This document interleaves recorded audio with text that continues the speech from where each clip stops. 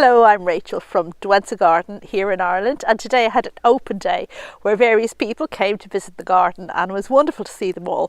And while the garden is looking so well, I thought I'd share with you the flowers and the trees and the beauty that's out there that we all must lap up fully before we head into winter again. So come with me and let's have a look around the garden, where there are lots of bees, as you can see here in the dahlias, and butterflies, and plenty of lovely flowers.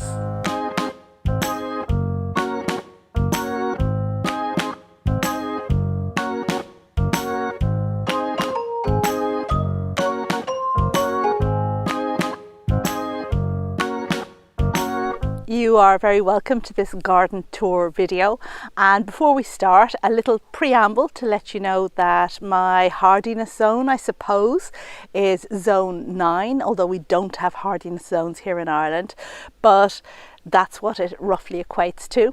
And the majority of the plants that you see in my garden are ones that do well for me outdoors, so I don't anymore do any of this planting out tender stuff in the summer and then digging them up and bringing them into the greenhouse for the winter.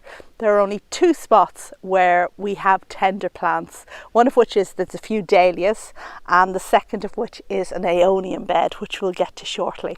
So it's a good garden if you want to see what you can grow outdoors in the ground in Ireland, and I suppose in zone 9, although we do have wetter summers than zone 9 might suggest. Right, and I think without further ado we'll head over here into the garden. We're standing on the drive here right in front of the house, and this is one side of the garden where we have my arches beckoning us to come in and explore a little bit further, and a couple of beds that just separate the different arches. And this bed right here is a riot of orange with various dahlias, some double and some single, and I can tell how the bees really love those single dahlias. Now, these are plants that I leave in the ground over winter. I don't bother to dig them up anymore, and they're doing really super this year. The single ones were grown from seed many moons ago, and yes, dahlias are very easy to grow from seed, although if you collect the seed from the double ones, they're not going to end up looking like the parent. You'll probably get singles, but still beautiful. In this other bed over here, the phlox is really stealing the show with lots of pink colour, pale pink colour, and a lovely scent that kind of permeates this section of the garden. And phlox does so well here. I think I only have 2 types left, which I must remedy. I must get some more, but they do so well. In fact, they've become a bit of a weed, popping up everywhere in the borders. And to the right of the phlox, and indeed in front of that other clump there, we have a giant variegated yucca. And so many butterflies in the garden this year. I don't know if you saw that little guy there. And moving over further to the right, we have a bed which holds hellebores, so looks gorgeous in spring. And at the moment it's got kind of autumn tinges going on with the red and orange on that viburnum, and an amazing display of butterflies. Let me show you.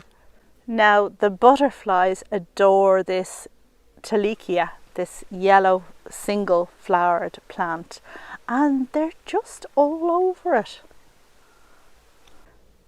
It's so wonderful to be able to attract insects in.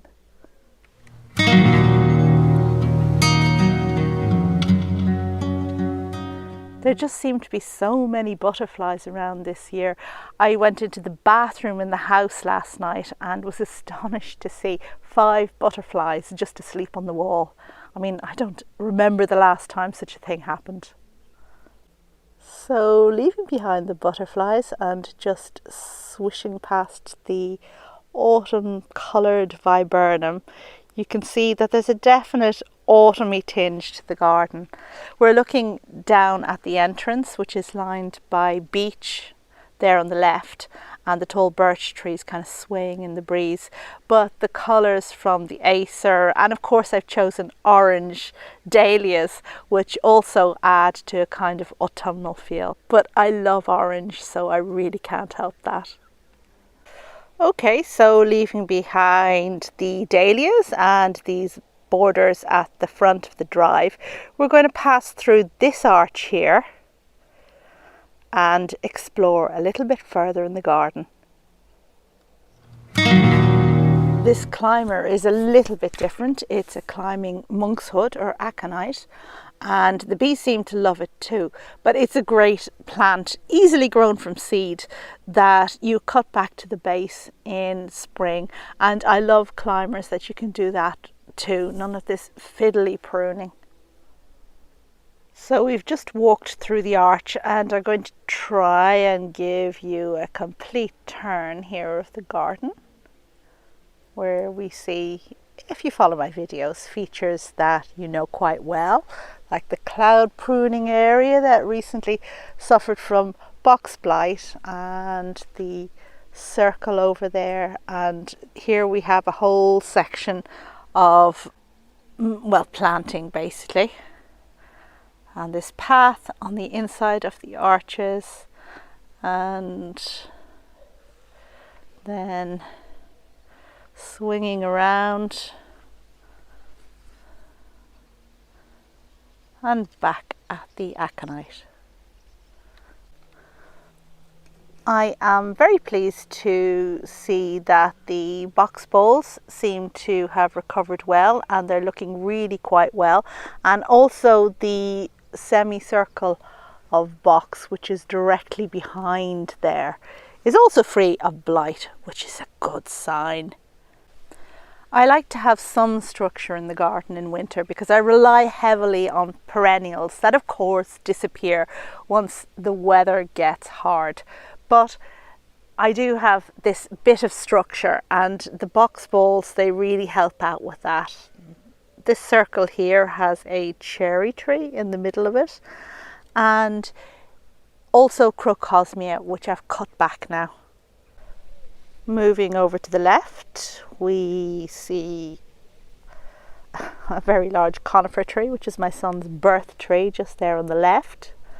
And we're going to venture down into this section here where the long border awaits. And this is my long border.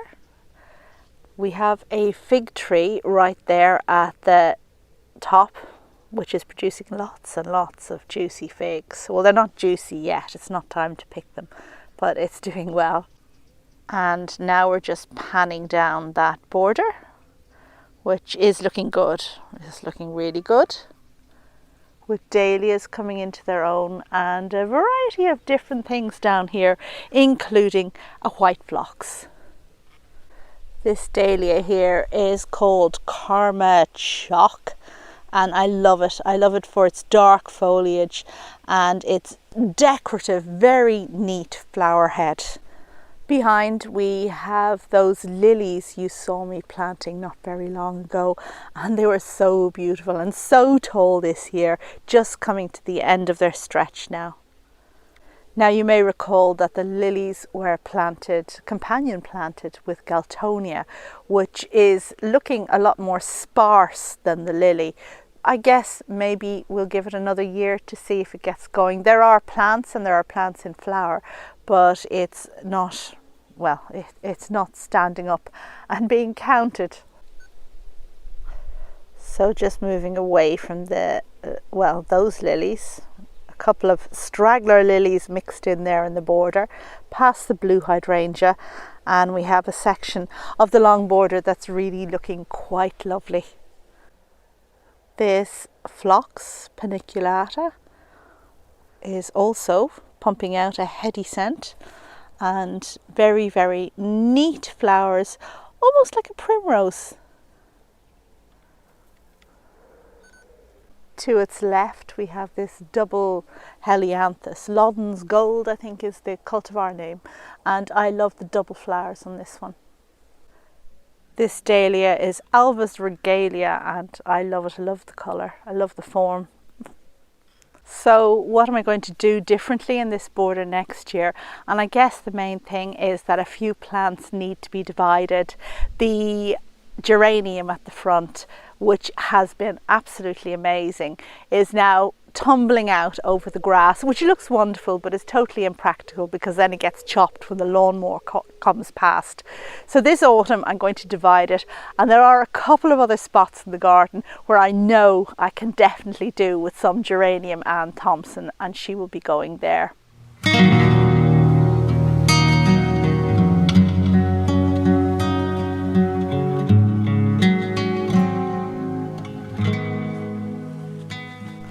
And I'm absolutely loving this section of the garden here with the Monarda. Oh, the Monarda is doing fabulous and looks great against the yellow Ligularia.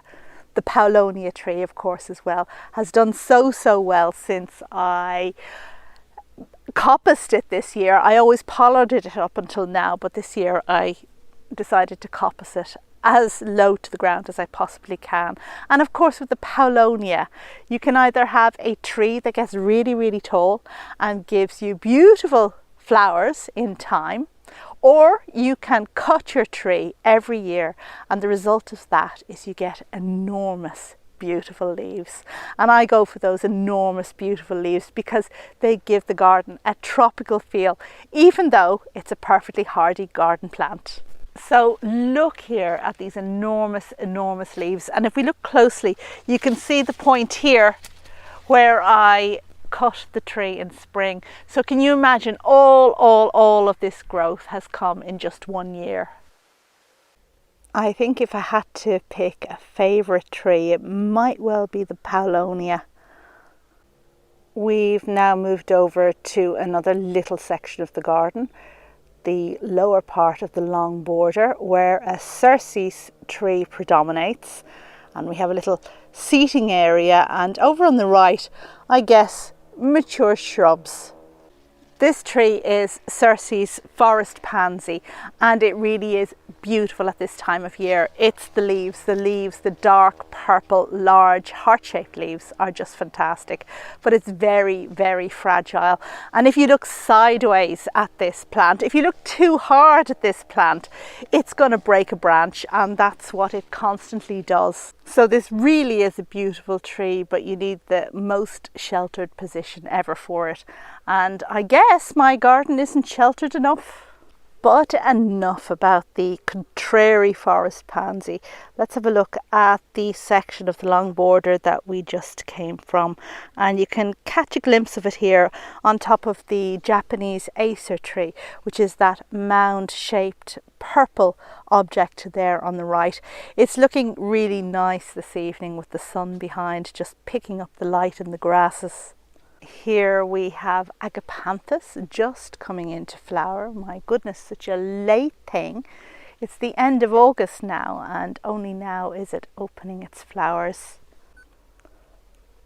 And we have tall Eupatorium there at the back, or Joe Pieweed, which is actually not needing any staking in this particular position, and a plant much loved by birds and bees, or butterflies and bees, I guess, and I actually see some butterflies on there right now over on the left.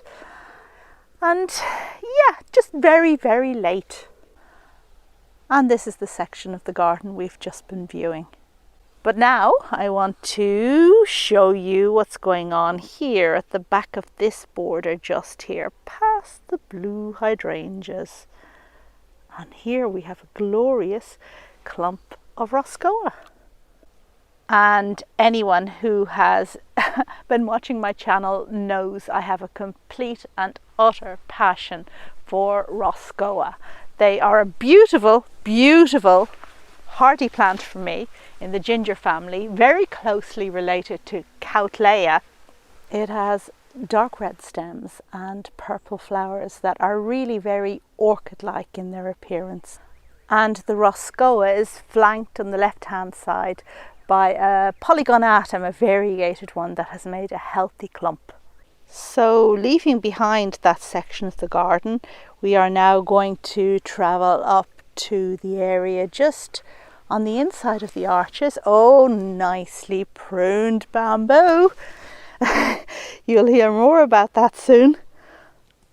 And yeah, that's where we're going. I always love this view at the top of the garden where it just extends, and I always feel like I want to go and have a look and see what's down there, and I hope my garden visitors do too. And with my back to the arch, we have a look down this set of beds to the wheel down the very end, and the glorious Stipa gigantea on either side. When the sun catches it, it really is spectacular. And this here is Dr. Acula, one of our resident gargoyles, looking quite grumpy, as is his his bent, let's just say. And he is overlooking a scene of devastation because I have very recently cut the campanulas to the ground. And these campanulas are on their way out. They were just in the wrong space. Pritchard's variety that you saw in the last video. And while we're in the neighbourhood, we have my recently pruned bamboo. Thank you to Niall from Niall Gardens channel, who was here recently.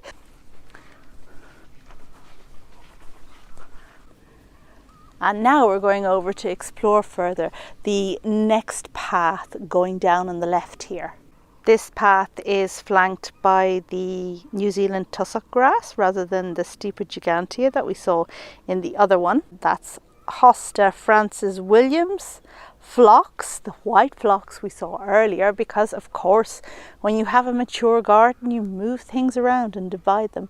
And then above we have Tetrapanix rex, and a couple of the visitors who came to the garden today said that this was the tallest Tetrapanix rex they'd ever seen, so I guess I feel blessed.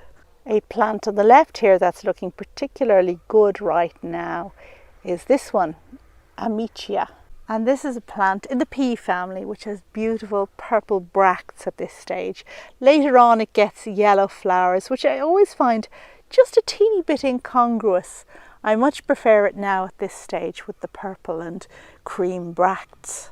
We also have a bit of a spiny fellow down here, and he is about to flower. So here we can see its flower spikes, which will open soon, and you can also see where he is. He's at the back of Dr. Acula, who is the gargoyle with his back to us, and his friend just there on the right is Misanthropy.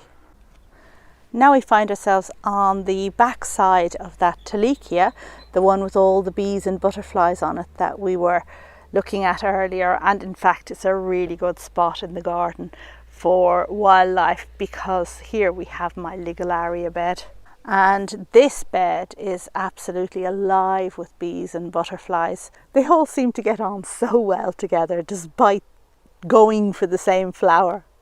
The flowers have gone over a little bit at this stage, but it's still pumping out a lot of colour in the garden. And on the left here we have an impatiens called Impatiens tinctoria, a beautiful, beautiful flower that I'm very happy to have in the garden. And you may recognise the flower shape because it is a cousin of the Himalayan balsam that is so invasive on waterways in various places in Ireland. But this one isn't. This one doesn't move.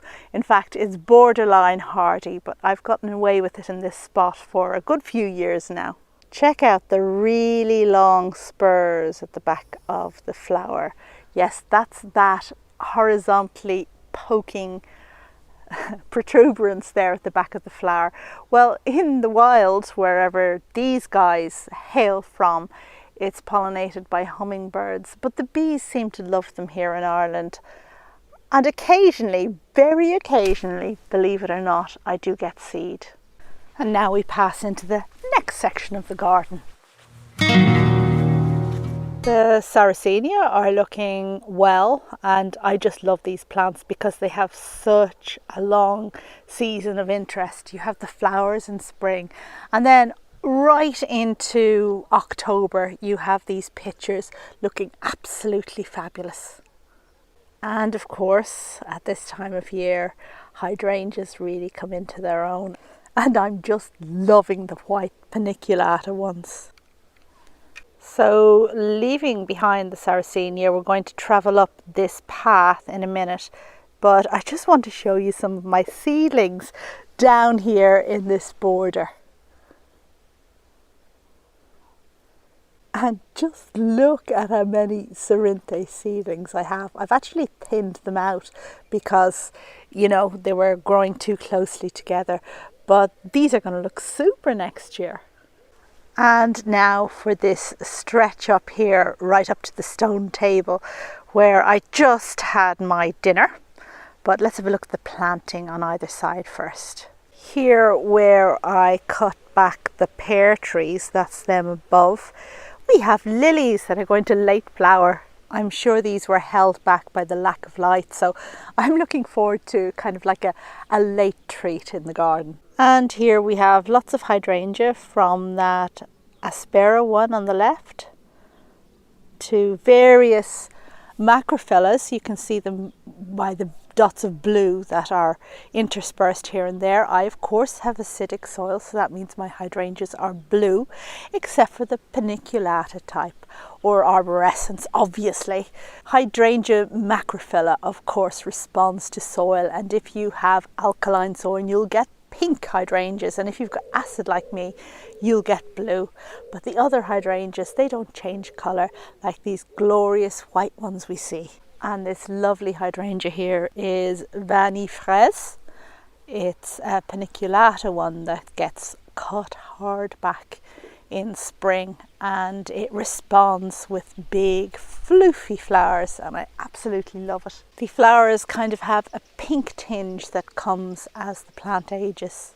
And above the Lobelia tupa, which is finished, we have some tiger lilies, burning bright, and I just love the curved nature of these lilies. I really love curved lilies, and the colour, the vibrant orange colour.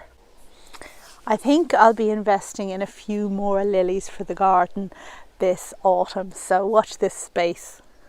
On the other side of the path we have variegated Phyllostachys looking fabulous, and yet another hydrangea, and this is a dark leafed one that likes a bit more shade than most of them, and it produces pink flowers. It's not a macrophylla.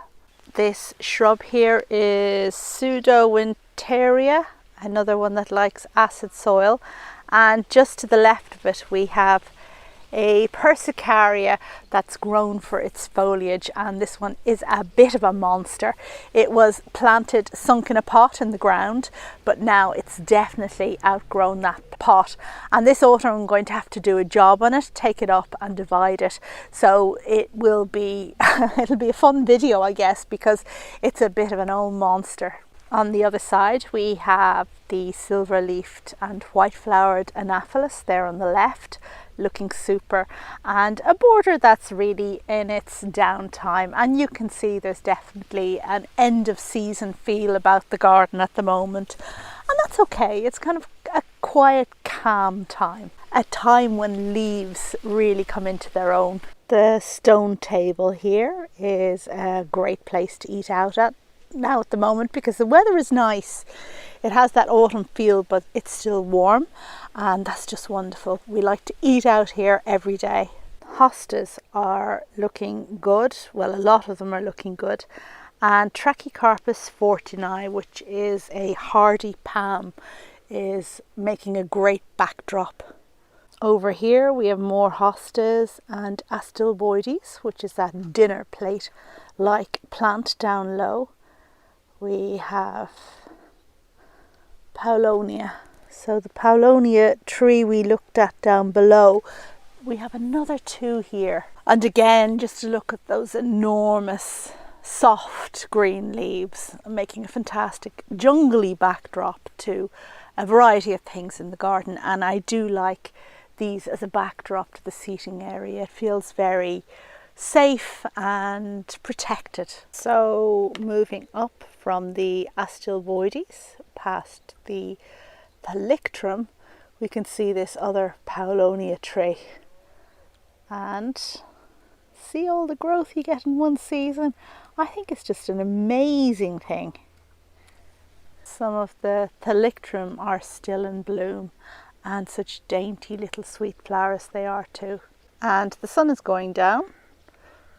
Here we have alliums dotted in among the alstroemeria here in front of the table, and it's just the skeletons left at this stage. I was talking to some people who said that they spray these alliums gold at Christmas time.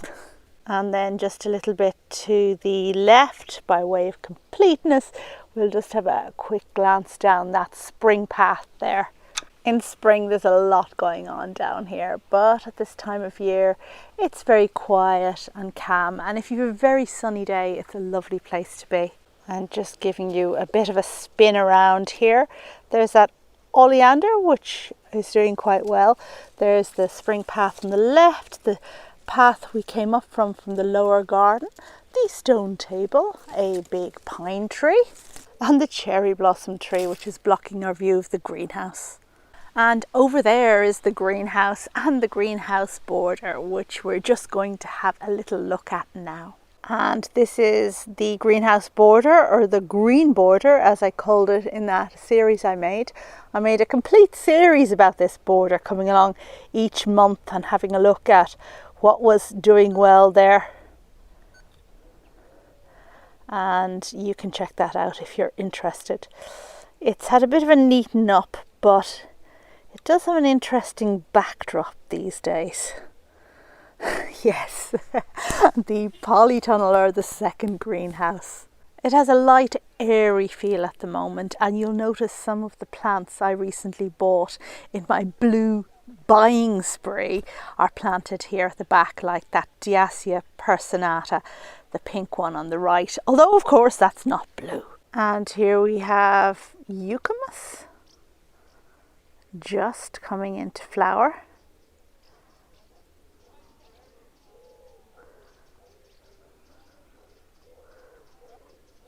And we have hollyhocks, which I grew from seed a while ago. And just looking up, we get an idea of the height of the planting in this particular border. Okay, so we're going to leave behind the green border now and travel over to that section of the garden there, because I know there are several fans out there of the wedding cake tree. And although the light is fading, the wedding cake tree does a super job of just beaming out that bit of brightness from the garden. It's framed by copper beech hedge behind, which is just beginning to think about taking on autumn hues, but the wedding cake tree is still going. And as you can see, it's got cyclamen underneath. I'm moving away from the tree, and who the heck left those trugs there? It was me, wasn't it? And we have some more white hydrangeas, paniculata mostly, and I just love these hydrangeas. I think I'm getting to love them more than the blue mop top ones, and there are just so many that look so good. In fact, I'm not sure I've seen any that I haven't liked. There are some smaller ones and they're less striking than the big ones, but generally such a good plant. That hydrangea there is actually a macrophylla, believe it or not, a white macrophylla. And just down here we have a clump of Roscoea in my hardy orchid bed. And this Roscoea is one that's a bit more tender than the others, and it's known as Red Gurkha. It has this super red colour, quite low growing, and see the difference between it and this purple one over here. So this one makes a much bigger clump, taller clump, but less pronounced colouring. I suppose a lot of the Roscoea have very similar colouring. They're purple mostly, so the red one is all the more exciting if you have it. And speaking of the ginger family, we have gingers in flower. We have one behind there that's finished flowering, and this one is just coming, and there are several more coming below. So let's just have a look over the other side where we have the greenhouse, and behind it the new greenhouse. And we have lots going on in there, but you know what? That's a video for another day. Okay, let's cross over to the other side of the house and have a look at the west side of the garden. We have here a raised bed where I put out aeoniums, and besides the dahlias, these are the only tender plants that I actually have planted in the garden. Some of them are just in pots, but some are actually planted in the soil and will need to be lifted and brought in for winter. And this is the meditation garden, which is flanked by bamboo just over there. To the right of all that, we have just a little section of the garden with not a whole lot going on, but my children inform me it's the best spot in the garden to get internet, the only spot in the garden to get internet, so it's their favourite. And this is where I have the summer flowering magnolia, which certainly flowers for me, but wouldn't you know it, there's not a single bud open out here at the moment. Leaving that section behind, we're now going into the final garden room in the garden, and this time we have a box pyramid, obviously, and Diasia personata, which is that pink fluffy bit there. We are losing life fast, but I just want to point out to you the crinums there on the right. And the crinums have flowered really wonderfully this year. Crinums, of course, are a very exotic type of lily with big strappy leaves, and you can see the extent of the plant down here. It really is something that spreads out and takes its space. And they bloom like agapanthus, with lots and lots of blooms coming from a central point. And we have gladiolus. Now I think it must be years since I last grew hybrid gladiolus in the garden. But this one, I kind of like it. It's very pretty. You really do have to stake them though. Looking across the garden, we can see the crinums there. We can see some Japanese anemones there on the left. So great at holding themselves upright and not needing staking. Obviously a blue hydrangea there. I have lots of them. And here we have my Rosa Celeste, an Alba rose that got too big for its boots. So I cut it hard back. And I'm hoping it's going to reshoot. But if it doesn't, you know what? I've got the backup of cuttings. We are losing light fast in this part of the garden. This is where I put my lovely set for sitting out at. And just turning around here and past Santadesia. Someone asked me about my little pond. They wanted to see my little pond, and here you have it. Here is my little pond. It has a fountain in it, which is solar powered just there on the left, and the light has faded, so it's not solar powering at the moment.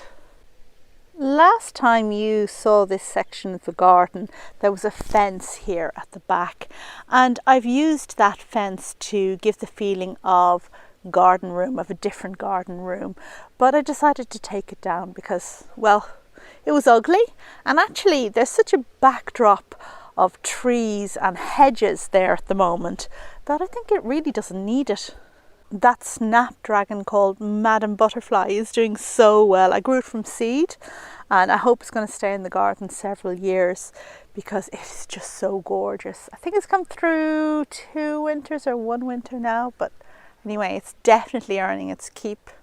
And we have another Sarracenia planter, which is doing so well, flanked by hostas and ligularia, and yeah.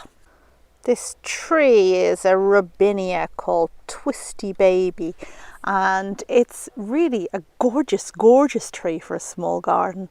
Look how tactile the leaves are. Now my tree is quite old, so that's why it's big, but it's a great tree for a small garden.